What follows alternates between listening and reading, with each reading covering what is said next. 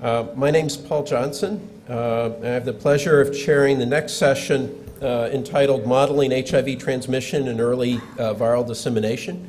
As someone who's been dedicated to another animal model for the past 20 years, I should say that it's really been a pleasure to see how the humanized mouse model has taken off, particularly over the last several years.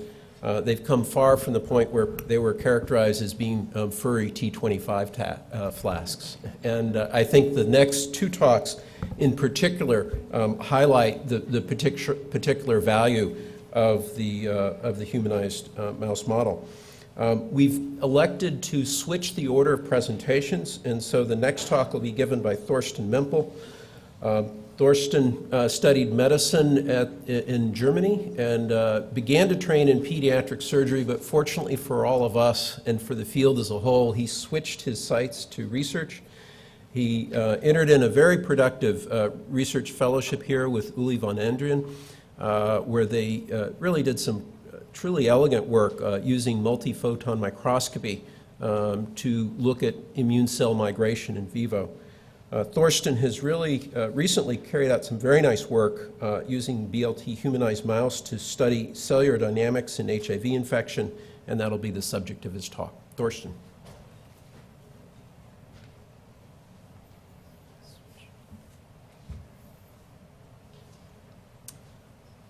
All right. Thank you, Paul, for the kind introduction, and thanks to the organizers for allowing me to present our work here. So our lab primarily is interested in T-cell migration. So that includes the trafficking events that allows T-cells to migrate to particular tissue environments and then to migrate within these tissue environments to localize, to interact appropriately with antigen-presenting cells that present them with the instructive and the selective cues that guide their differentiation and function. And so when we first were presented with the opportunity to study viral infection, our considerations were also given to the question of how viruses that generate systemic infections actually move around in the body of their hosts. And in the context of HIV infection, which we could study, thankful to Andy Tager's humanized mouse called MGH, we were asking how does HIV, when it first enters in the context of heterosexual transmission, when it enters the vaginal lumen, how does it transgress or basically migrate through the epithelial barrier in order to establish a submucosal infection? How does it amplify then there locally, generate larger and larger foci, amplifying the infection until it eventually manages to somehow, while the draining lymph vessels arrive at the draining lymph node, where it is further amplified due to the availability of numerous target cells for further infection. And then ultimately, how does it get from the draining lymph node via the lymph and via the bloodstream to distant tissues such as other remote lymph nodes and other secondary lymphoid organs such as the spleen, as well as other tissues, lymphoid tissues and non-lymphoid tissues that are important for viral pathogenesis such as the gastrointestinal tract, the thymus, and the central nervous system, among others. And the fundamental question that's really behind this set of questions is really how does the virus most efficiently jump from an infected cell to a non-infected cell? You know, in what form and by what mechanisms? And the earliest notion of how this goes about is probably that an infected cell releases virus particles into the interstitial space. Then these travel via diffusion or by the convective drag of the tissue fluids to neighboring tissue sites, and then more or less randomly encounter uninfected HIV-permissive target cells with which they fuse and then generate a new beginning of virus life cycle. It was, however, early recognized that if you add dendritic cells to infected T-cell cultures, that this increases the efficiency of virus spread by about 5 orders of magnitude.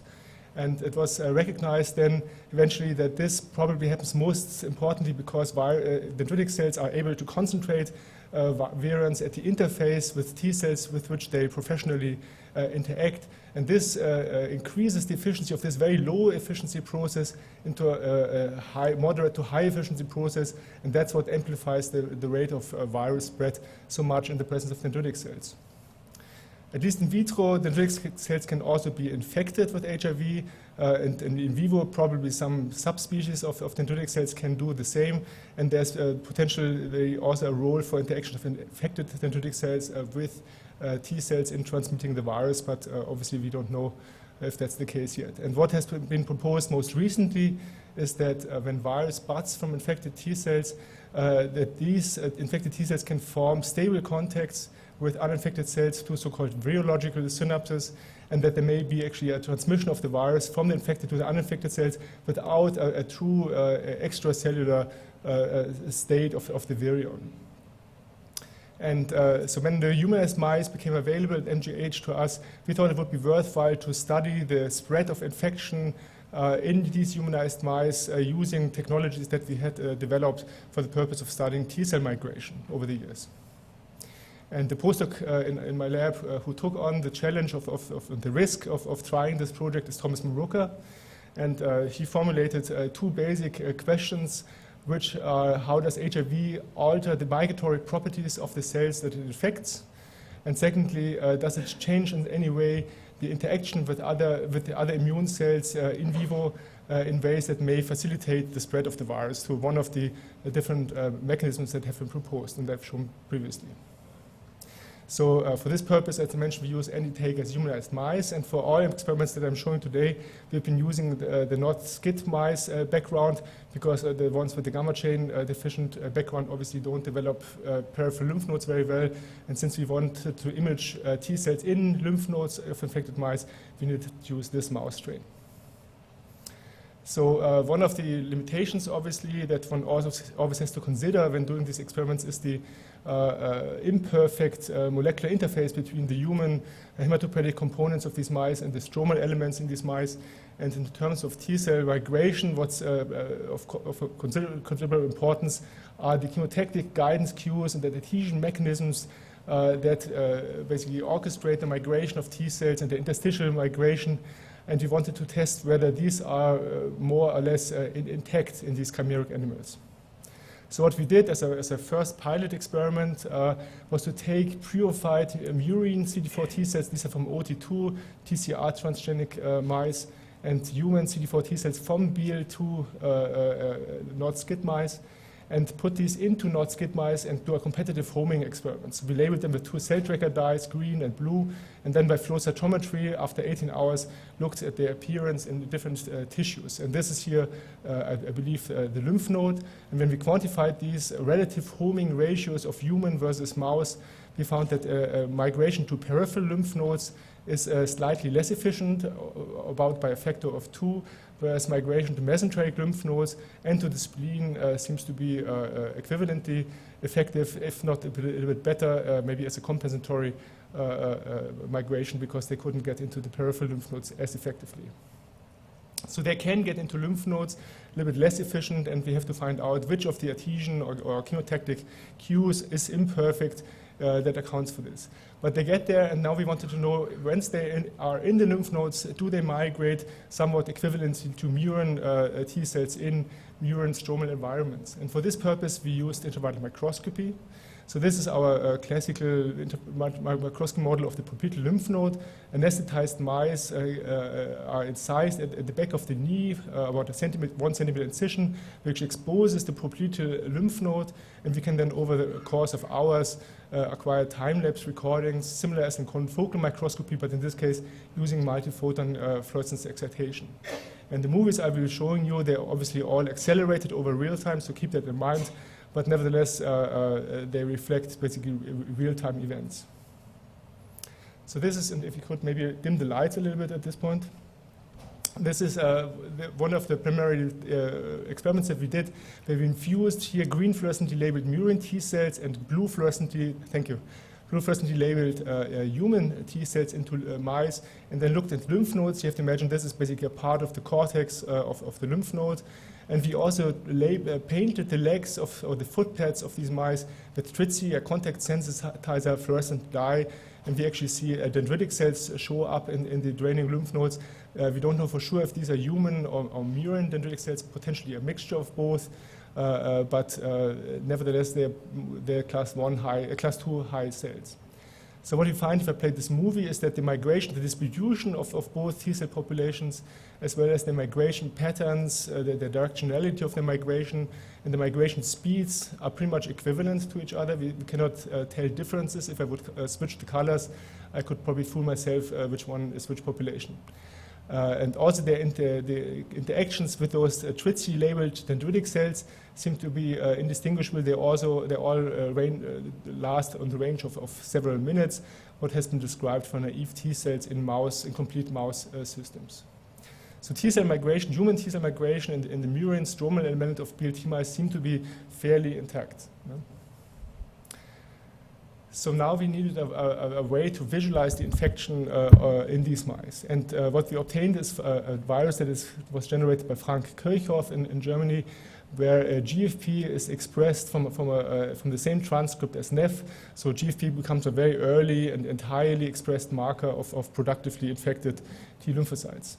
And because we wanted to study R5 tropic viruses, we cheated a little bit and we swapped the envelope, the V3 loop region of the envelope to an R5 tropic version from BAL in order to generate an R5 tropic GFP expressing NL43 virus, so to speak. And we call that virus HIV GFP for simplicity for the rest of the talk.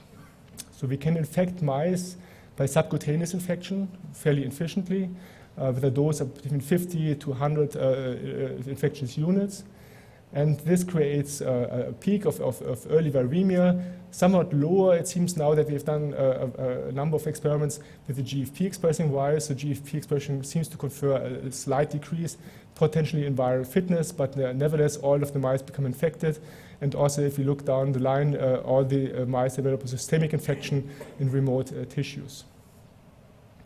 If we look by flow cytometry at a very early time point here after virus inoculation, we find that only in the draining lymph node, but not in the remote lymph nodes, and this is true up to 6 days after the infection, we find a population of GFP expressing site-wide scatter low cells, and these cells are all CD8 negative T cells.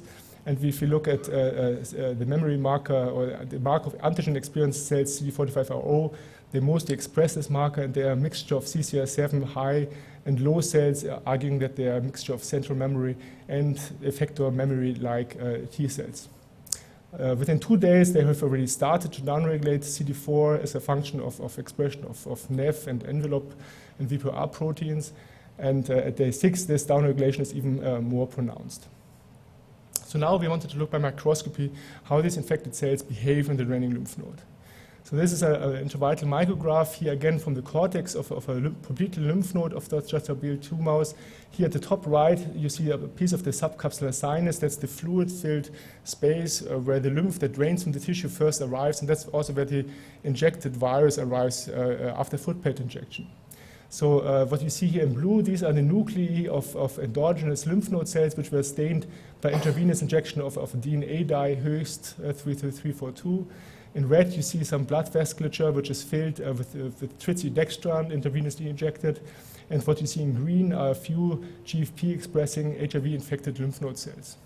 And you can already see by the distribution of these cells away from the subcapsular sinus that so there's no gradient of infected cell density, but they were basically uniformly distributed, that the virus had some means of getting into the cortex of the lymph node. And if I play the movie, this basically answers one of the principal questions of this study. You see that these cells are robustly motile. They migrate freely, it seems, in a typical random walk-like fashion through the cortex of the lymph nodes at speeds which are about 50 to 60% that of normal T cells. So, however, some of the T cells, like this one, for instance, and I think there's a blown-up version of this cell here in the upper right, some of these cells showed morphological abnormalities. In particular, they showed long uropodial extensions, which then typically terminated in another bulbous structure here at the end of the cell. And there's even more extreme versions of this one. This is one here at the peripheral side of the lymph node cortex. This cell actually, like a spiral, wraps around some kind of cylindrical structure, probably blood vessels or a lymph capillary. So these cells are something that we have never observed when we were looking at any type of T cell population that we have studied so far in the past, in the steady state or during immune responses. So, but based on flow cytometry, obviously, these should be T cells. So we compared them to central memory-like T cell, human T cells that are migrating in humanized mouse lymph nodes. And if you look at the two parameters here, the skeletal length of the cells, these cells never exceed or rarely exceed 20 micrometer cell length. And if you look at the arrest coefficient, that's the fraction of time that a cell spends in an arrested, meaning immotile state. These cells pretty much migrate most of the time. In comparison to this, the HIV-infected lymph node cells show two changes. One is a greater tendency to arrest in the lymph node, and each dot represents over one individual cell measured over the time period of maybe 10, 15 minutes. And what's also different are these cells here, which are extremely elongated, reaching cell lengths on average up to 50 micrometers. Individual cell lengths that they measure are ranging into 200, 300 micrometer dimensions. So we were questioning, are these really T cells? Is it possible that there's a population of cells that gets infected that we did not detect by flow cytometry because they get stuck in the lymph node stroma and we simply don't see them on the flow cytometer?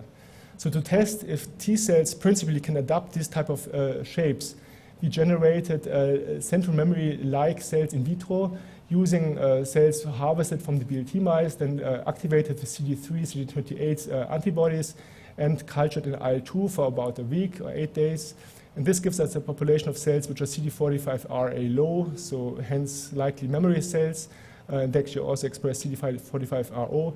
They express CCR7 and they express CD62L, L-selectin, so they have the capacity to migrate to lymph nodes after intravenous or footbed injection.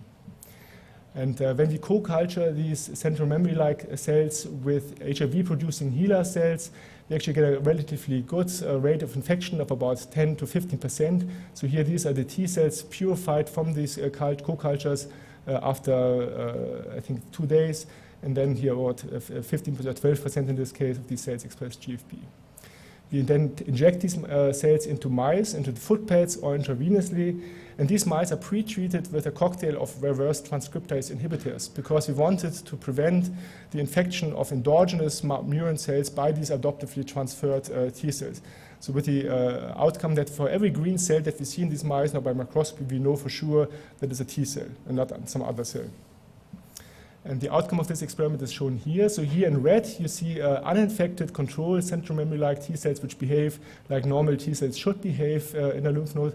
But again, here the HIV-infected, in this case, of which we know that they're central memory-like cells, adopt the same type of extremely elongated cell shapes, which we at this point could not really make sense of. So we know that it's T cells. So the next question is, are these T cells maybe selected for by HIV because of the HIV tropism? Is this a minor subpopulation that is, however, enriched because HIV simply prefers to infect these cells? Or is it because HIV induces these elongated shapes actively? And in order to test this, we generated a virus from a HIV-derived gene therapy vector where the CMV promoter drives expression of GFP, but of no other viral structural proteins. And so we had to make an infectious virus. We had to complement this vector with GAG and TAT and REF constructs. And we also had to give it an envelope. So we chose an HIV R5 tropic envelope, in fact, the same one that we've used for our GFP-expressing NL43 virus. So we packaged all of this into a viral particle and injected into BLT mice. And the expectation was that the tropism of this vector would be the same, but no viral proteins would be expressed in infected cells. And the outcome of this was that the cells behaved like T cells. So this argued against the idea that it's a selection of certain cell populations by HIV and argued in favor of the idea that HIV proteins expressed in infected cells actively trigger these phenomenological changes that we have observed before. So what could these proteins be? So first of all, we went and speculated a little bit what could cause these phenomenological abnormalities. So the first idea that came to our mind is that maybe when cells start to bud virus and have envelope proteins exposed in the cell surface, they might start to tether to CD4 expressing cells in the immune environment, the CD4-rich immune environment of lymph nodes. And that because they don't receive a stop signal, which T cells normally receive when they interact with APCs in a cognate fashion, they continue to migrate away, but they get stuck by this adhesive interaction and form these very long tethers. Another possibility we considered is that maybe during cell division, something goes wrong at the step of cytokinesis because HIV utilizes escort proteins for HIV budding. Maybe the escort proteins are not available to mediate efficient fission of the cells during cytokinesis, and what we're seeing are basically cells that have divided but which remain tethered to each other because they cannot complete the cell division process. And finally, we considered the possibility that infected cells might fuse with uninfected cells, which is something that has been described early on to occur as a result of HIV infection and envelope function. So what unites these two possibilities is basically that they both rely on the expression of intact envelope proteins by the HIV-infected cells. So we generated a virus where envelope was deleted or not expressed by introducing a stop signal here at this position. And then complemented this virus with intact env to make virus that is capable of one round of productive infection, and injected this into BLT mice. And the result was quite striking, so we see a complete loss of the tethering phenotype of these cells, arguing that you need an intact envelope protein. And what we have also done is we've point mutated envelope in the CD4 binding region, so that's the D368R mutation. So it's a specific mutation in the envelope protein that allows it to interact with CD4, suffices to change, to revert this phenotype and make the cells now look more like regular T cells, at least in the regard of cell length. So we see complete disappearance of this mean extremely elongated cell. But what persists, interestingly, is the decrease in cellular motility or the increase in cellular arrest. And I'm not showing these data now, but we have now some evidence that this residual deceleration of cells might be mediated more or less in whole by NEF protein. All right. So this leaves, basically, this puts these two potential explanations at the center stage. And in order to distinguish between these two, we now went on with different strategies. And one was to label the nuclei of the infected cells. And the rationale behind this is that basically a fusion event would produce cells with multiple nuclei, whereas the tethering would produce a cell, would show a cell with only one nucleus potentially. And the way we did this is that in addition to infecting cells with GFP, and here this is basically our test strategy to infect MAGI cells that express TCR5, we also infected or transduced the cells with a NLS cerulean reporter protein. So cerulean is a blue fluorescent protein, and the NLS, the nucleus localization sequence, basically would drive all the cerulean fluorescence into the nucleus of these infected cells. So the expectation is we would get green cells with blue or turquoise nuclei, and then if we co-culture these with a large excess of uninfected MAGI cells, we would predict, based on what's been published in the literature, to get syncytia. And the question is, do we then now see all of the nuclei in these multinucleated syncytia labeled with the NLS? Does the NLS cerulean spread from the originally affected cell to the other syncytial cells? And if we did the experiment, this is actually the case. So here we see 3 examples of large GFP expressing syncytia. The DRAC5 is a stain for all nuclei, which you see here within the syncytium. And if you look at the NLS cerulean, you can tell that all of the nuclei are labeled with NLS cerulean. So NLS cerulean is a very convenient way to label all nuclei in syncytia that derive from at least one infected cell. So we generated a viral mutant where we put exactly the same NLS nuclear localization sequence upstream of eGFP, so that now the virus would express GFP that is targeted to the nucleus the same way that cerulean is targeted to the nucleus here. And these are now 2 movies, one movie at the top and the other movie at the bottom, but always two different versions. So here in the left-hand version, you see the original. In the right-hand version, you see a rendering where fluorescent intensities in the green channel above 80% of the maximum are rendered in red. And in pilot studies, we've shown that this quite reliably identifies the nucleus of cells, because that's where the GFP fluorescence is now concentrated. And if I now play this movie and maybe look first to the top movie, you see that there's a large cell coming in here from the top right, which then breaks up. And if you look in the rendering, you see that this actually represents the multiple nuclei that initially migrate in a coordinated fashion within this cluster, but then for some reason these cells break apart and develop their own will in which direction they should go, but they stay tethered together with these long membrane tethers. And that probably explains to a large extent the long tethers or the elongations that we've observed in the previous movie. So here's just another example of a cell which is migrating basically in this direction. So there's 2 nuclei here, or 3 nuclei at the leading edge, and another set of nuclei here being dragged behind. So basically these extremely long cells are basically the delay of some nuclei being dragged behind by the leading edge of those cells. So this does explain to a large extent the cell elongations, but not completely. So if you look here at cells that have either one nucleus, or one identifiable nucleus, or 2 or more nuclei, you find that 80% of the latter category have these extreme cell lengths. But nevertheless, only cells which have only one identifiable nucleus, a few of them develop cell elongations. And the correlate of this is probably the tethers such as this, here where you actually see at the tethering end no second cell. So there's no weight of another nucleus or of another part of a cell of syncytium that drags on the cell. But this is probably the envelope proteins being surface exposed at the tail of this tether that is stuck to something else, and that is eventually this tether is disrupted and the cell drags behind its nucleus. At least that's our interpretation of this at the moment. So what we're now trying to do next is to find the interactive partners of these cells and see how efficiently interactions with T cells or other cells lead to the fusion events that we have observed here.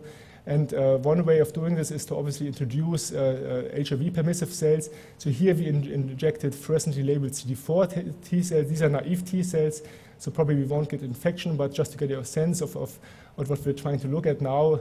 So we're looking at the interactions of these fluorescently labeled CD4 T cells with those syncytia, and we actually find preferentially that these interactions here are within the tethering regions. Yeah. Another thing that we are going, and I haven't talked about this yet, if you look later on in the infection, starting at about day 6 or so, we find emergence of green fluorescently labeled cell in the lymph nodes that seem to enter from the subcapsular sinus. So here this is a very large cell compared to the individual T cells, and then start to enter the lymph node cortex, from the subcapsular sinus permeating into the T cell cortex. And we are suspecting that these might be dendritic cells that are infected either in the tissue and then migrate via the lymph to the subcapsular sinus, or that may be infected in the subcapsular sinus by the virus inoculum, and then may just take some more time to be productively producing NF and the GFP reporter. And once these dendritic cell-like cells have entered the cortex, we can observe also the interactions with these fluorescently labeled T cells. So far, we haven't seen any evidence of stable contact formation of these T cells with those dendritic cell-like cells, and that may be because dendritic cells have been described to actually store the HIV that they produce in cavities that are continuous with the cell surface, but that are nevertheless shielded maybe from access by these T cells. So in order to conclude, we only have 2, but I think relatively fundamental and probably maybe important messages. And one is that HIV-infected T cells decelerate the migration of the T cells that they infect, but the T cells remain motile. And we don't have strong clues yet what the significance of this may be. And Ilasta will actually present some data that will give some more pointers. But we think that the motility of the cells may be important to spread the HIV infection not only locally within the tissue, but maybe also beyond the draining lymph node and to other tissues. And the deceleration of the infection of the T cells may actually allow the cells to more readily form these adhesive interactions that could be the substrate for virus transfer via virological synapses. And that's obviously something that we are pursuing with great interest.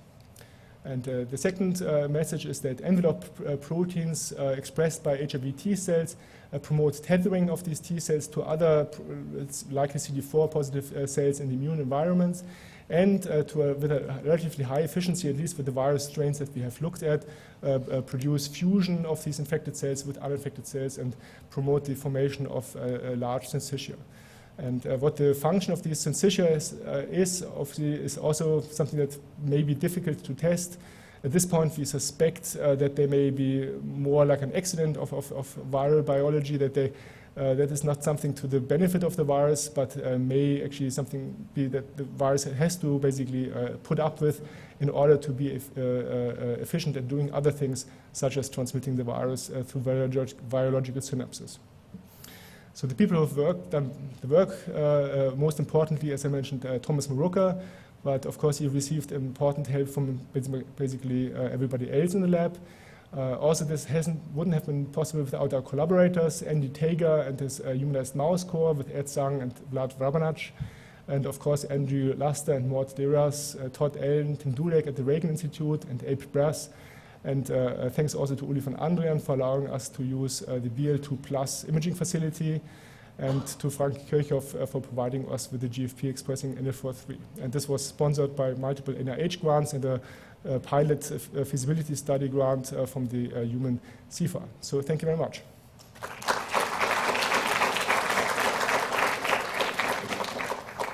Thanks very much. We're running a little tight on time, but we can take one or two questions. I'll just sneak one question in. Are there any precedents for viruses, other viruses altering the motility of cells, or has this even been looked at? Well, so we have, I mean, apart from HIV? Yeah. So Walter Mothetz has unpublished work yet where he studied MLV infection, so another gamma retrovirus that infects mouse lymphocytes as well. And he also has found either a selection for immotile cell by this virus, or actually a change in the motility of infected cells. So with his data that he showed, he couldn't distinguish between these two possibilities.